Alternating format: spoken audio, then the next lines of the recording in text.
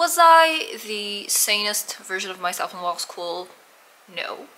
But was I the most unhinged person in my law school?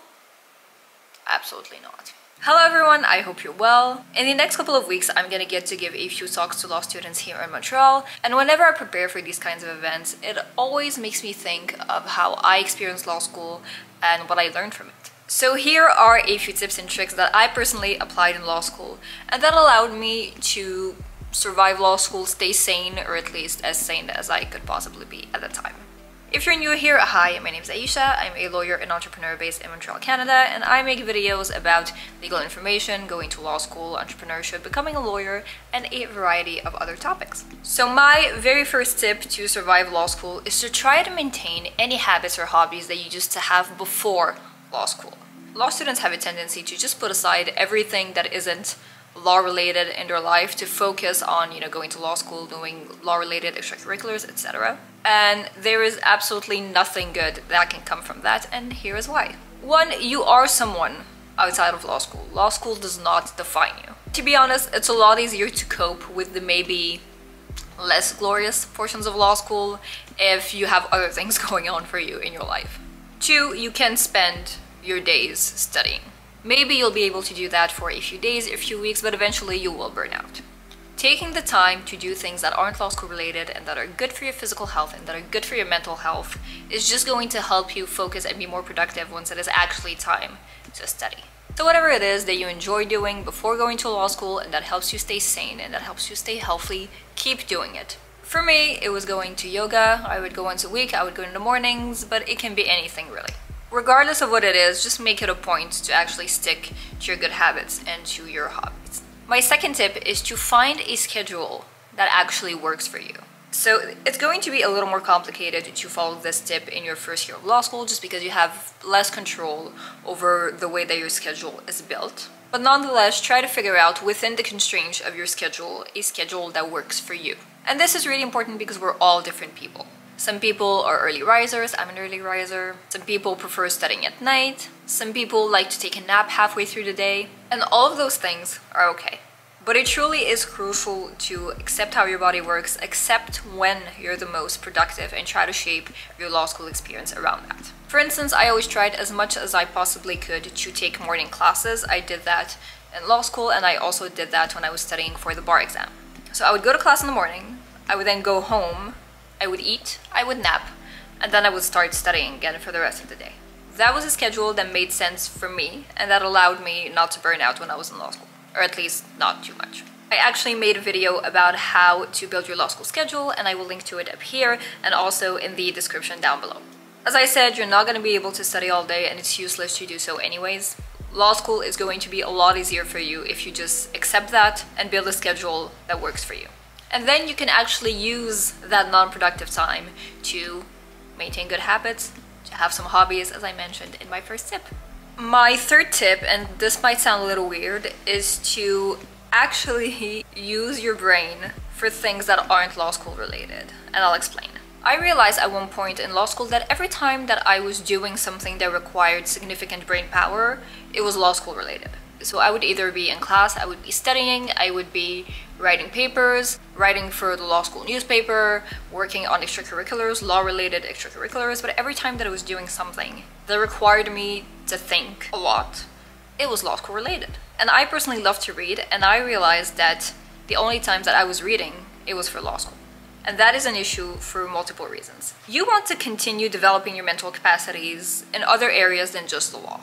The law isn't a field that just works on its own and that is excluded from everything else. And you'll see it when you start practicing or even when you get your first job in a legal environment. External knowledge of topics that aren't the law is extremely useful. And you definitely don't want to be isolating yourself from other fields just because you're in law school. Also for me, it was starting to take a toll on my relationship with reading and doing intellectual work, if you can call it that.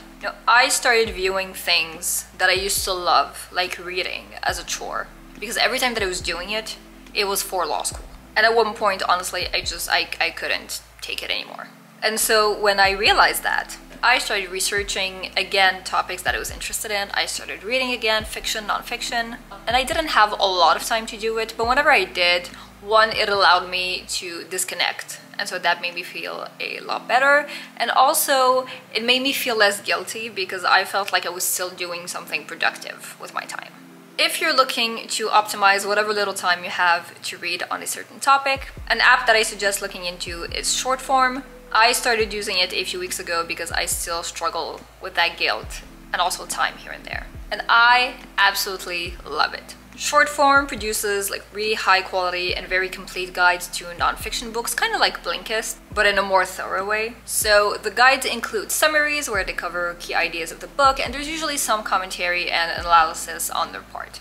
And those guides cover books about entrepreneurship, productivity, self-improvement. I personally use it to either go back to main ideas from books that I've already read. For instance, I really enjoyed Outlier, and I actually think it's a really good book to read as a law student, as the main lesson of the book is that external factors do impact success and the opportunities we have to develop our gifts. So I read that book in its entirety, but I did read it a while ago. So I really enjoy being able to go back to the guides and refresh my memory. I also use it to decide whether or not I want to put the time into reading a full book. Because the truth is, you just can't read every book that is out there. They also link to other relevant content, other guides on the platform. They have new content every week, and the users can vote on the content that they want to see on the platform. Overall, just a really cool app. And this video is not sponsored, but they did give me a discount code for you guys. If you use this link, you get 5 days unlimited access, as well as 20% off the yearly subscription, which at the end comes out to about 50% of the monthly subscription. And of course, I will also link to that down below. And if you want me to make a video about books that I recommend to law students, because I do think I have some pretty original picks, just let me know and I will be more than happy to do that for you guys. My fourth tip would be to identify your strengths and your weaknesses as quickly as you can, because once you identify them and accept them, you can actually use them to your advantage. This is something that I also discussed in my, building a schedule, choosing law classes video. But one thing that I realized personally early on in law school is that I wasn't really good at writing exams, but I was really good at writing papers. And so whenever I could, I would pick as many classes as possible where all I had to do was write papers and where I wouldn't have to write any exams. And honestly, I think that's the main thing that allowed me to get through the second year and the third year of law school in a much easier way. Because I wasn't fighting against myself. I wasn't willingly putting myself through things that I didn't like and that I wasn't good at. So I identified what I was good at. I identified what I wasn't good at. And I figured out a way to make the best of it. And I would suggest you do the same. If you're better at writing exams, then try to take classes where you have to write exams. If you're better at giving oral presentations, then try to take classes where you can actually do that. If you're better in more practical settings, then maybe a mock trial class would be for you. But don't willingly put yourself through things that you don't enjoy, that you're not good at, and that you can easily avoid without impacting your legal education. Otherwise, there's always going to be that friction, that resistance, and it is going to take a toll on you eventually. And my very last tip would be, whenever you can, just leave the law school bubble. Whether that means studying at a different faculty or a different university, and I know I'm gonna get hate for saying that, or spending time with friends that aren't in law school, make sure that you are taking yourself out of the law school environment here and there. One, because it'll allow you to think about things other than law school, but also because I find that the law school experience can be a lot more intense when you're just always surrounded by people who are going through the same thing as you are. When people are stressing out about the same things as you, when you get to compare yourself to your peers in regards to, how far along you are when it comes to drafting a paper or studying for a certain exam. It just makes it a lot harder not to drown in those less glorious parts of law school. And it also makes it more difficult to rationalize what it is that you are going through. To realize that certain events are maybe less important than you and your peers are making them out to be. So whenever you can, try to live other experiences and try to surround yourself with people who aren't living the same experiences as you are. And believe me, doing so is gonna make you realize that, maybe we tend to be a little overtly dramatic in law school. And those were all my tips. I hope you guys found them useful. Of course, if you have any questions, please leave them in the comments down below. If you enjoyed this video, then give it a thumbs up, subscribe, and I will see you guys very soon. Bye!